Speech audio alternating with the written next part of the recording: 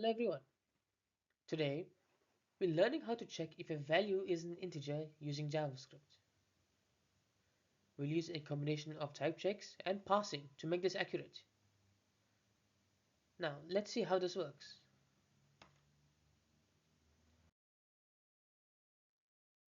An integer is a whole number without decimals. JavaScript's flexibility means input can be tricky, like NaN or scientific notation.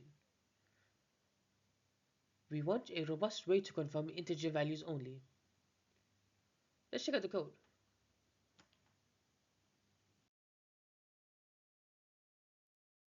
First, we ensure the input is a number. Then, we confirm it is not NaN. Next, we use parseInt to check the integer representation matches the original value. This combination helps us correctly identify integers.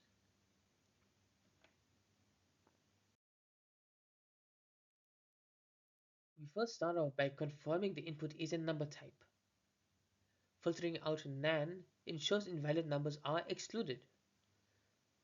Comparing with parseInt helps detect decimals.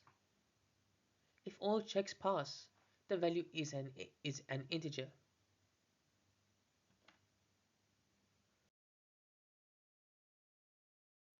This table shows how each test case behaves.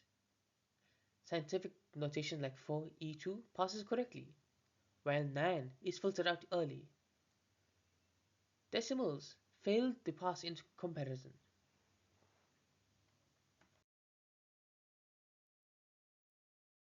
Integer checks are vital in many applications.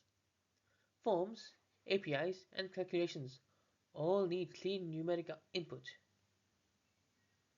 This method prevents bugs by confirming data types. It is a simple but powerful tool for developers.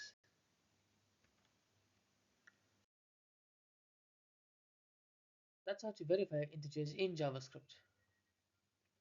In summary, we've built a program where we use a combining type, NaN check, and parsing, which would give us accurate results.